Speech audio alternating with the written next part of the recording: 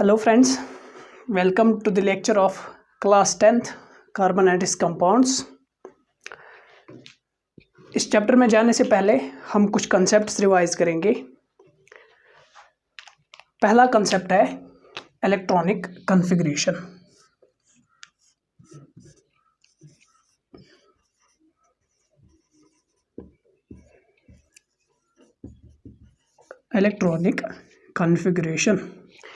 Electronic configuration क्या चीज़ होती है? Electronic configuration it is the arrangement of electrons in the shells of an atom.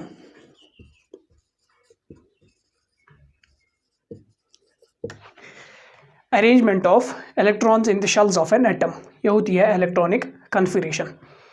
जैसा कि आपने क्लास 9th में पढ़ा होगा, इलेक्ट्रॉनिक कॉन्फ़िगरेशन शेल्स होती है एक एटम में सबसे पहली वाली शेल होती है न्यूक्लियस के पास। सबसे पहली वाली शेल जो होती है वो होती है के शेल, फिर आती है उसके बाद एल शेल, फिर आती है उसके बाद एम शेल और फिर आती है इसके बाद एन शेल। ये आपने क्लास 9th में पढ़ा होगा, K shell, L shell, M shell और एन शेल। ये भी आपने पढ़ा होगा कि इन शेल्स में कितने इलेक्ट्रॉन्स आते हैं। के शेल में मैक्सिमम कितने इलेक्ट्रॉन्स आते हैं, एल शेल में मैक्सिमम कितने इलेक्ट्रॉन्स आते हैं, एम शेल में मैक्सिमम कितने इलेक्ट्रॉन्स आते हैं और एन शेल में मैक्सिमम कितने इलेक्ट्रॉन्स आते हैं। ये आपने देखा होगा, दो साइंटिस्ट थे, बोहर एंड बुरी।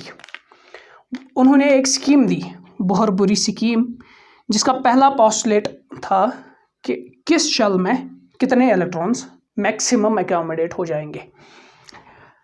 उन्होंने एक formula the 2n² where n is the shell number, 2n² where n is the shell number। ये आपने देखा होगा, के शेल का नंबर होता है 1, न्यूक्लियस के पास सबसे पहली होती है के शेल, फिर आती है एल शेल, उसका नंबर होता है 2, फिर एम शेल 3, फिर और एन शेल 4।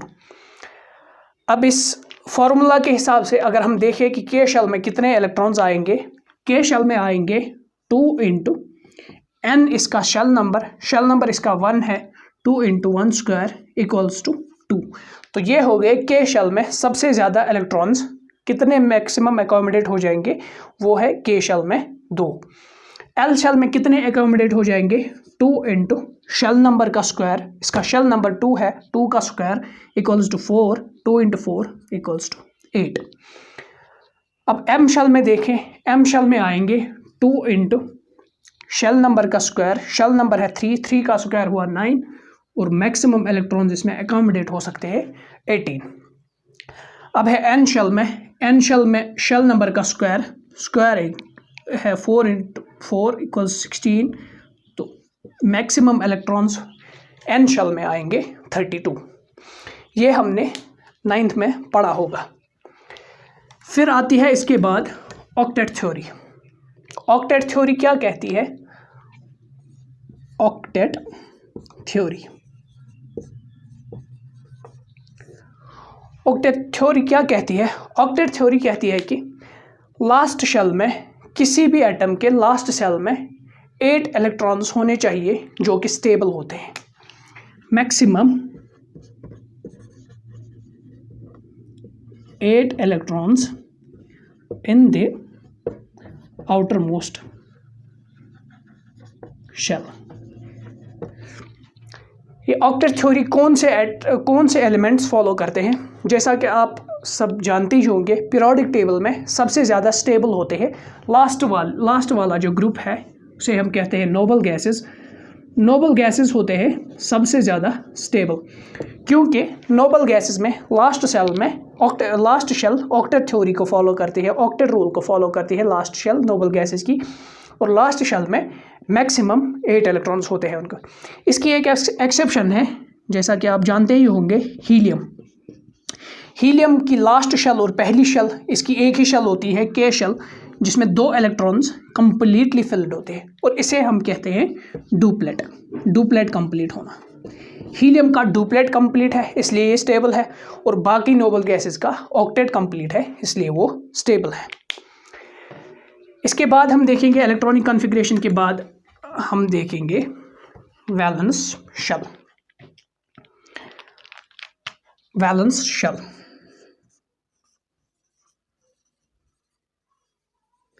वैलेंस शेल क्या होती है? Outer most shell of an atom. Outer most shell of an atom, यह होती है वैलेंस शेल। जैसा कि अभी हमने देखा कि वैलेंस शेल में ऑक्टेट कंप्लीट होना चाहिए। ये लास्ट शेल होती है वैलेंस शेल, इसमें ऑक्टेट कंप्लीट होना चाहिए। तो outer most shell of an atom होती है valence shell.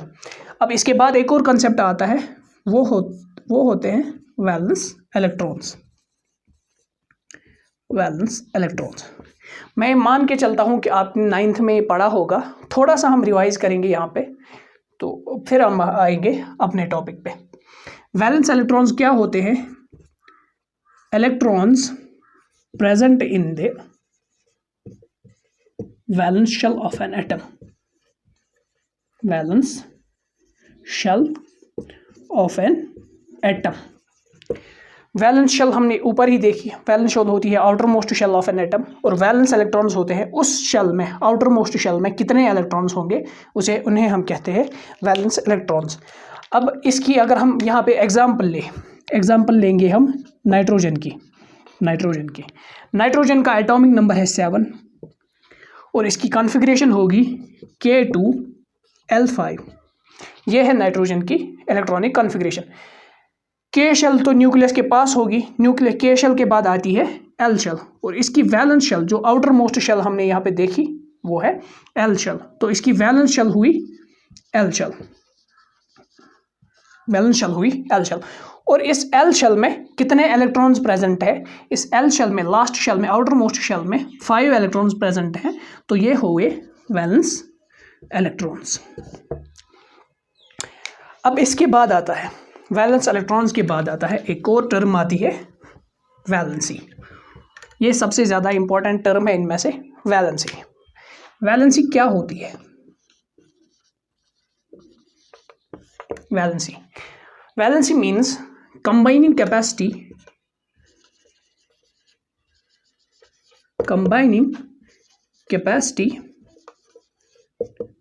of an atom in order to acquire stable configuration। अभी हमने देखा स्टेबल कॉन्फ़िगरेशन। सबसे स्टेबल कौन से होते हैं? नोबल गैसेस होते हैं पीरियोडिक टेबल में सबसे ज़्यादा स्टेबल, और उस स्टेबिलिटी की वजह है ऑक्टेट रूल को फॉलो करना। उनके आउटर मोस्ट शेल में ऑक्टेट कंप्लीट होता है, इसी की वजह से वो स्टेबल होते हैं। अब दूसरे एटम्स की हम बात करें, दूसरे एलिमेंट्स की हम बात करें, दूसरे एलिमेंट्स में ऑक्टेट कंप्लीट नहीं होता है। और ये जो वैलेंसी होती है, ये वैलेंसी यही कंबाइनिंग कैपेसिटी होती है उन एटम्स की या उन एलिमेंट्स के एटम्स की, ताकि वो चाहे इलेक्ट्रॉन लूज करने हो या इलेक्ट्रॉन गेन करने हो, लास्ट शेल में, आउटर मोस्ट शेल में 8 इलेक्ट्रॉन्स कर ले, 8 इलेक्ट्रॉन्स लास्ट शेल में कर ले, ताकि वो स्टेबल हो जाए।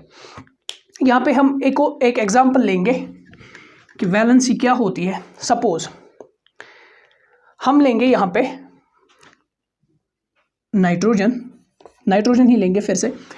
नाइट्रोजन का एटॉमिक नंबर हमने अभी देखा है, एटॉमिक नंबर है 7, तो कॉन्फ़िगरेशन होगी K2L5।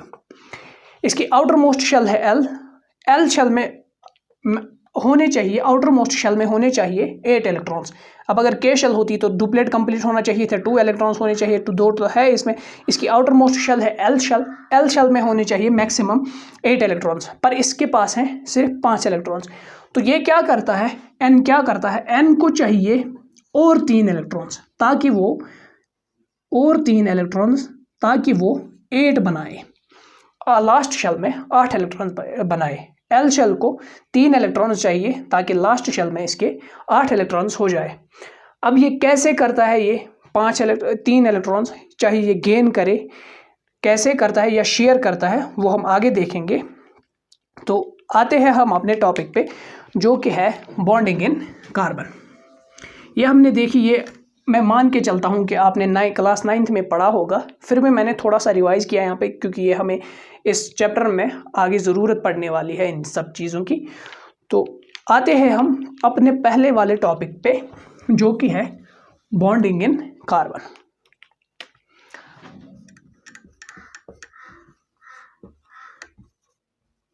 Bonding in carbon.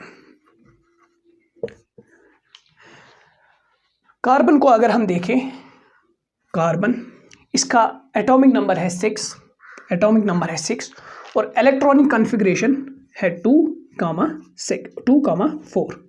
ये है कार्बन की इलेक्ट्रॉनिक कॉन्फ़िगरेशन। अब इसकी आउटर मोस्ट शेल में 4 इलेक्ट्रॉन्स है। अब इसके पास होने चाहिए 8 इलेक्ट्रॉन्स ताकि ये स्टेबल हो जाए, या फिर होने चाहिए 2 इलेक्ट्रॉन्स के शेल में ताकि ये डुप्लेट कंप्लीट करे और स्टेबल हो जाए। अब इसके पास 2 रास्ते थे, या तो 4 इलेक्ट्रॉन्स ये गेन करके C4 नेगेटिव बनाता और 4 इलेक्ट्रॉन इसमें ऐड करके 8 इलेक्ट्रॉन्स बनाता, या तो ये 4 इलेक्ट्रॉन्स लूज करके C4 पॉजिटिव बनाता, फिर आउटर मोस्ट शेल में होते 2 तो डुप्लेट कंप्लीट होता। मगर ये दोनों चीज़ें, 4 इलेक्ट्रॉन्स गेन करना या 4 इलेक्ट्रॉन्स लूज करना, कार्बन के लिए इतनी आसान बात नहीं होती है, ये एनर्जेटिकली फिजिबल नहीं होती है ये प्रोसेस। तो कार्बन क्या करता है, कार्बन काम करता है कि ये दूसरे कार्बन या दूसरे एलिमेंट्स, अब हम यहाँ पे कार्बन का ही लेते हैं, कार्बन ये तो एक हुआ कार्बन और ये दूसरा कार्बन हुआ, ये क्या करता है कि कार्बन, ताकि इसके, ये कार्बन क्या करता है ताकि इसका ऑक्टेट कंप्लीट हो जाए, और ये क्या करता है ताकि इसका ऑक्टेट कंप्लीट हो जाए। इस कार्बन के पास अंदर तो है 2 इलेक्ट्रॉन्स, अब हम आउटर मोस्ट शेल के इलेक्ट्रॉन्स लिखेंगे। इसके है 1, 2, 3 और 4। इसके आउटर मोस्ट शेल में है 1, 2, 3 और 4। ये कार्बन क्या करता है कि ये 4 इलेक्ट्रॉन्स या ये शेयर करते हैं, या तो कार्बन के साथ शेयर करे या दूसरे एटम्स के साथ शेयर करे, ताकि इन शेयर्ड पेयर ऑफ इलेक्ट्रॉन्स पे इस कार्बन का भी हक हो, इस कार्बन का भी हक हो, या अगर किसी और एलिमेंट के साथ बॉन्डिंग करे तो उस दूसरे एलिमेंट का भी हक हो और कार्बन का भी हक हो। सपोज हम यहाँ पे लेंगे फॉर्मेशन, हम ये देखेंगे कि ये शेयरिंग कैसे होती है। फॉर्मेशन ऑफ H2 हम लेते हैं एग्जाम्पल के तौर पे, फॉर्मेशन ऑफ H2 में होते हैं 2 हाइड्रोजन, एक यहाँ पे हुआ और ये दूसरा हुआ। इस हाइड्रोजन के पास होता है 1 इलेक्ट्रॉन और इस हाइड्रोजन के पास भी होगा 1 इलेक्ट्रॉन। अब ये हाइड्रोजन क्या करेगा ताकि इसके पास 2 इलेक्ट्रॉन आ जाए, और ये हाइड्रोजन क्या करेगा ताकि इसके पास 2 इलेक्ट्रॉन आ जाएंगे। ये हाइड्रोजन इस हाइड्रोजन को कहता है कि हम दोनों अपने अपने इलेक्ट्रॉन्स शेयर कर लें, ना तो मैं अपना इलेक्ट्रॉन तुम्हें दूंगा ना तुम मुझे पूरा दो, मतलब पूरा नहीं दूंगा, हम शेयर करेंगे। आप भी बीच में रखो अपना इलेक्ट्रॉन, मैं भी बीच में रखूंगा अपना इलेक्ट्रॉन। ये रहा हाइड्रोजन, इस हाइड्रोजन का इलेक्ट्रॉन, ये रहा इस हाइड्रोजन का इलेक्ट्रॉन। ये इसे कहता है आप बीच में रखो, ये इसे कहता है आप बीच में रखो। इस बीच में रहने से, ये सब कंसेप्ट के लिए, कंसेप्ट क्लियर करने के लिए है, इस बीच में रहने से क्या होता है, ये 2 इलेक्ट्रॉन्स इस हाइड्रोजन की शेल में भी आते हैं, ये 2 इलेक्ट्रॉन्स इस हाइड्रोजन की शेल में भी आते हैं, और नतीजा ये निकलता है कि इस हाइड्रोजन का भी डुप्लेट कंप्लीट हुआ, क्योंकि ये 2 इलेक्ट्रॉन्स इसकी शेल में भी है, और इस हाइड्रोजन की शेल अगर हम देखें तो ये इलेक्ट्रॉन इसकी शेल में भी है, तो इसका भी डुप्लेट कंप्लीट हुआ, तो ये स्टेबल हुए। ऐसे ये शेयरिंग ऑफ इलेक्ट्रॉन्स करते हैं, और इस शेयरिंग की वजह से ये जो बॉन्ड बना, यहाँ पे इसने 1 इलेक्ट्रॉन दिया, यहाँ पे इसने 1 इलेक्ट्रॉन दिया, इसे हम कहते हैं कोवलेंट बॉन्ड। Covalent bond. और कोवलेंट बॉन्ड क्या होता है, the bond formed by the mutual sharing of 2 atoms, mutual sharing of electrons between 2 atoms, it is called covalent bond. अगर हम इसी तरह दूसरा मॉलिक्यूल देखें, formation of N2, formation of N2 में क्या होता है, 2 नाइट्रोजन्स होते हैं, ये 1 नाइट्रोजन हुआ, ये 1 नाइट्रोजन हुआ। नाइट्रोजन का अगर हम देखें एटॉमिक नंबर है 7, इलेक्ट्रॉनिक कॉन्फ़िगरेशन हुई 2,5। तो आउटर मोस्ट शेल में कितने इलेक्ट्रॉन्स हैं? 5 इलेक्ट्रॉन्स है आउटर मोस्ट शेल में। तो वो 5 इलेक्ट्रॉन्स हम बनाएंगे आउटर मोस्ट शेल के। ये हो गया 1 2 3 4 और 5, इसके भी 5 हो गए 1 2 3 4 और 5। अब ये इस नाइट्रोजन को बोलता है कि आप अपने 3 इलेक्ट्रॉन शेयर करो, मैं अपने 3 इलेक्ट्रॉन शेयर करता हूँ। तो ये बीच में रखेंगे, ना आप लो ना मैं लूँगा, दोनों का हक बराबर बराबर का होगा उन पे। तो ये 3 इलेक्ट्रॉन्स यहाँ पे शेयर करता है, 1 2 और 3 हो गए इसके 3 इलेक्ट्रॉन शेयर। ये अपने 3 इलेक्ट्रॉन शेयर करता है, 1 2 और 3 हो गए इसके 3 इलेक्ट्रॉन शेयर। तो अब अगर हम शेल्स में गिने, आउटर मोस्ट शेल में गिने, तो ये 6 इलेक्ट्रॉन्स इसके भी हुए और ये 6 इलेक्ट्रॉन्स इसके भी हुए। तो इसके आउटर मोस्ट शेल में कितने इलेक्ट्रॉन्स आए? 1 2 3 4 5 6 7 8। तो इसका ऑक्टेट कंप्लीट हुआ, ऑक्टेट कंप्लीट। अगर हम इस नाइट्रोजन की बात करें, इस नाइट्रोजन की आउटर मोस्ट शेल में कितने इलेक्ट्रॉन्स आए? 1 2 3 4 5 6 7 8। तो इसका भी ऑक्टेट कंप्लीट हुआ, इसका भी ऑक्टेट कंप्लीट हुआ। और बॉन्डिंग जो हुई इन दोनों के बीच में, जो बॉन्डिंग हुई 1 2, हर पेयर को एक बॉन्ड हम मानते हैं, हर इलेक्ट्रॉन पेयर को हम एक बॉन्ड मानते हैं। तो इसने 3 पेयर्स की शेयरिंग हुई तो 3 बॉन्ड्स बने। तो ये हुआ triple covalent bond, triple covalent bond. एक और मॉलिक्यूल की फॉर्मेशन अगर हम देखें, O2 की फॉर्मेशन हम देखेंगे, O2 की फॉर्मेशन। O2 में फॉर्मेशन कैसी होती है? 2 ऑक्सीजन एटम्स होते हैं, 2 ऑक्सीजन एटम्स होते हैं। ऑक्सीजन को पहले अगर हम देखें, ऑक्सीजन का एटॉमिक नंबर है 8, तो इलेक्ट्रॉनिक कॉन्फ़िगरेशन हुई 2,6। तो आउटर मोस्ट शेल में कितने इलेक्ट्रॉन्स हुए? 6 इलेक्ट्रॉन्स हुए आउटर मोस्ट शेल में। तो इसकी आउटर मोस्ट शेल के इलेक्ट्रॉन्स अगर हम बनाएं, 1 2 3 4 5 6, 1 2 3 4 5 6।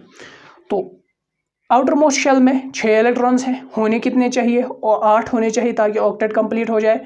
तो इसमें ये इसे बोलता है कि आप अपने 2 इलेक्ट्रॉन्स मेरे साथ शेयर करो ताकि मेरा ऑक्टेट कंप्लीट हो जाए। इसका भी ऑक्टेट कंप्लीट होने के लिए 2 इलेक्ट्रॉन इसे भी चाहिए। तो ये भी इसे बोलता है कि आप अपने 2 इलेक्ट्रॉन शेयर करो मेरे साथ ताकि मेरा भी ऑक्टेट कंप्लीट हो जाए। तो होता क्या है कि ये अपने 2 इलेक्ट्रॉन्स यहाँ पे देता है और ये अपने 2 इलेक्ट्रॉन्स यहाँ पे देता है, ताकि ये जो 4 इलेक्ट्रॉन्स हैं ये इसकी शेल में भी आए और ये इसकी शेल में भी आए। अब अगर हम ऑक्सीजन की, इस वाले ऑक्सीजन की अगर हम बात करें, तो इसके ऑक्सीजन के लास्ट शेल में आए 1 2 3 4 5 6 7 और 8। इसका ऑक्टेट कंप्लीट हुआ। इसकी आउटर मोस्ट शेल में अगर हम देखें, 1 2 3 4 5 6 7 8, इसका भी ऑक्टेट कंप्लीट हुआ। तो इस तरह से म्यूचुअल शेयरिंग हुई ताकि ऑक्टेट कंप्लीट हो जाए। और यहाँ पे 2 पेयर्स की शेयरिंग हुई और डबल कोवलेंट बॉन्ड बना, डबल कोवलेंट बॉन्ड। अब अगर हम आगे देखें, ये हुई फॉर्मेशन ऑफ ये म्यूचुअल शेयरिंग कैसे होती है। अब अगर हम आगे देखें कि कार्बन के 2 कंपाउंड्स हमें सिलेबस में है, एनसीईआरटी ने दिए हुए हैं, उनकी फॉर्मेशन अगर हम देखें, एक तो है कार्बन डाइऑक्साइड और दूसरा है मीथेन CH4। इनकी अगर हम फॉर्मेशन देखें, पहले हम देखेंगे कार्बन डाइऑक्साइड की। यहाँ पे है कार्बन, यहाँ पे है एक ऑक्सीजन, यहाँ पे है एक ऑक्सीजन। ये फॉर्मेशन कैसी होती है? इस कार्बन की कॉन्फ़िगरेशन तो हमने देखी 2,4 कार्बन की। ऑक्सीजन की कॉन्फ़िगरेशन क्या होती है? ऑक्सीजन की होती है 2,6।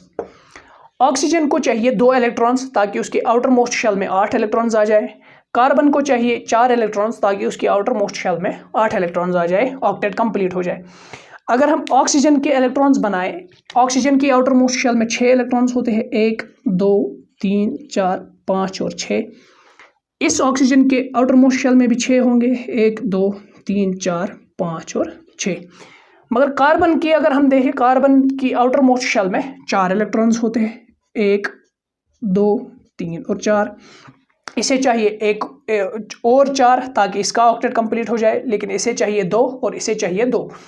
ये क्या करता है ये कार्बन? ये इस ऑक्सीजन को कहता है कि आप अपने 2 इलेक्ट्रॉन्स मेरे साथ शेयर कर लो, मैं अपने 2 इलेक्ट्रॉन्स आपके साथ शेयर कर लूँगा, ताकि ये जो 2 इलेक्ट्रॉन्स है ये यहाँ पे बीच में यहाँ पे शेयरिंग हो जाए इन दो इलेक्ट्रॉन्स की इन दो इलेक्ट्रॉन्स के साथ, ताकि ये जो शेल बने इस ऑक्सीजन की आउटर मोस्ट शेल में कार्बन के दो इलेक्ट्रॉन्स भी आए और इसका ऑक्टेट कंप्लीट हो जाएगा। इस वाले ऑक्सीजन के साथ भी शेयरिंग हो जाएगी, इन दो इलेक्ट्रॉन्स की भी शेयरिंग हो जाएगी और ये शेल्स बनेगी कार्बन की ऑक्सीजन की। तो इस ऑक्सीजन की इस शेल में 8 इलेक्ट्रॉन्स हुए, 8 इलेक्ट्रॉन्स हुए। ऑक्सीजन की आउटर मोस्ट शेल में 8 इलेक्ट्रॉन्स हुए। अब कार्बन की अगर हम बात कर ले, कार्बन ने 2 इलेक्ट्रॉन इसके साथ शेयर कर लिए, मगर ऑक्सीजन ने भी 2 इलेक्ट्रॉन शेयर कर लिए और हो गए कार्बन के 1 2 3 4, तो हो गए यहाँ से 4 इलेक्ट्रॉन्स। यहाँ से एक और ऑक्सीजन के साथ 2 इलेक्ट्रॉन शेयर कर लिए ऑक्सीजन ने। तो हम बात कर रहे थे फॉर्मेशन ऑफ कार्बन डाइऑक्साइड की। तो कार्बन डाइऑक्साइड में ऑक्सीजन ने यहाँ से 2 इलेक्ट्रॉन शेयर कर लिए, कार्बन ने यहाँ से 2 इलेक्ट्रॉन शेयर कर लिए, ऑक्सीजन के पास आए कार्बन के 2 इलेक्ट्रॉन्स, ऑक्सीजन के आउटर मोस्ट शेल में बने 8 इलेक्ट्रॉन्स, कार्बन के आउटर मोस्ट शेल में बने यहाँ से 2 ऑक्सीजन के एटम्स, यहाँ से 2 ऑक्सीजन के इलेक्ट्रॉन्स, यहाँ से 2 ऑक्सीजन के इलेक्ट्रॉन्स, ऑक्सीजन के 2 इलेक्ट्रॉन्स। तो कार्बन के पास अपने तो 4 थे, इसके 2 हो गए 8, तो इस ऑक्सीजन के भी 8 हुए, इस ऑक्सीजन के भी 8 हुए और कार्बन के भी 8 हुए, 8 इलेक्ट्रॉन्स हुए। इस तरह से फॉर्मेशन ऑफ कार्बन डाइऑक्साइड होती है। इसके बाद आता है methane, formation of methane. Methane में क्या होता है, कार्बन की हम कॉन्फ़िगरेशन की बात करें 2,4, इसमें कार्बन होता है और हाइड्रोजन होती है। हाइड्रोजन में कॉन्फ़िगरेशन होती है 1K1। अब कार्बन यहाँ से आएगा, कार्बन की आउटर मोस्ट शेल में है 4 इलेक्ट्रॉन्स, 1 2 3 और 4। यहाँ से हाइड्रोजन आएगा, हाइड्रोजन की आउटर मोस्ट शेल में 1 इलेक्ट्रॉन है, 1 इलेक्ट्रॉन। यहाँ से एक और हाइड्रोजन आएगा, एक और हाइड्रोजन की आउटर मोस्ट शेल में 1 इलेक्ट्रॉन है। यहाँ से एक और हाइड्रोजन आएगा, हाइड्रोजन की आउटर मोस्ट शेल में 1 इलेक्ट्रॉन है। यहाँ से एक और आएगा और आउटर मोस्ट शेल में 1 इलेक्ट्रॉन है। ये अपना इलेक्ट्रॉन इसे शेयर करके देगा, ये अपना इलेक्ट्रॉन इसे शेयर करके देगा, ताकि हाइड्रोजन में बना डुप्लेट, हाइड्रोजन में बना डुप्लेट, इस हाइड्रोजन में भी बना डुप्लेट, इस हाइड्रोजन में भी बना डुप्लेट और इस हाइड्रोजन में भी बना डुप्लेट। मगर कार्बन के अपने पास तो 1 2 3 और 4 इलेक्ट्रॉन थे, इन 4 हाइड्रोजन के 4 और आए, तो इसका ऑक्टेट कंप्लीट हुआ। यह हुआ फॉर्मेशन ऑफ मीथेन। तो इस मीथेन में ये एक बॉन्ड हुआ, ये दूसरा बॉन्ड हुआ, ये तीसरा बॉन्ड हुआ और ये चौथा बॉन्ड हुआ। इसका अगर हम रिप्रेजेंटेशन करें CH4, ये हुआ मीथेन और 4 बॉन्ड्स हैं, 1 2 3 4 कोवेलेंट बॉन्ड्स हैं।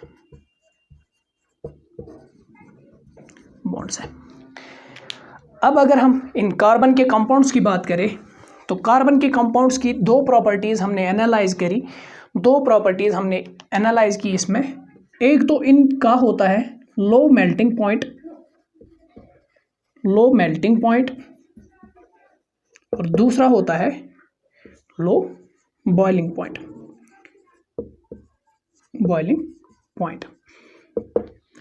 ये लो मेल्टिंग पॉइंट और लो बॉइलिंग पॉइंट क्यों होता है? क्योंकि इंटरमोलिक्यूलर फोर्सेस वीक होती है, कोवेलेंट बॉन्ड वीक होता है, इसलिए इसे जल्दी से टूट जाता है और लो मेल्टिंग और लो बॉइलिंग पॉइंट होती है।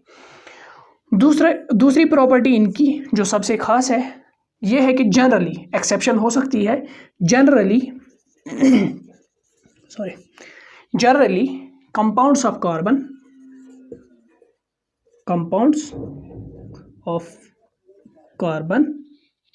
are poor conductors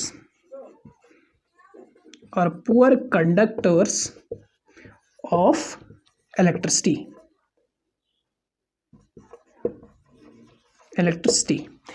ये दूसरी प्रॉपर्टी है, generally compounds of carbon are poor conductors of electricity. इसमें एक्सेप्शन हो सकते हैं, पर हम ये देखेंगे कि ये पुअर कंडक्टर्स ऑफ इलेक्ट्रिसिटी क्यों होते हैं। क्योंकि अगर कार्बन बॉन्ड बनाता आयोनाइजेशन की वजह से, या तो इलेक्ट्रॉन्स गेन करता या लूज करता, तो वहाँ पे आयोन्स बनते जो कि कैटायन्स और एनायन्स होते, और वो कैटायन्स और एनायन्स चार्ज कैरियर्स होते हैं। तो इनकी वजह से चार्ज एक जगह से दूसरी जगह जाता है। मगर कार्बन बनाता है कोवेलेंट कंपाउंड्स जो न्यूट्रल होते हैं, ना कि न्यूट्रल कोवलेंट कंपाउंड्स कार्बन बनाता है कोवलेंट कंपाउंड्स जो आयॉन्स नहीं बनाते और उनमें से इलेक्ट्रिसिटी कंडक्ट नहीं होती है। अब हम इसके बाद दूसरे लेक्चर में देखेंगे एलोट्रॉप्स ऑफ कार्बन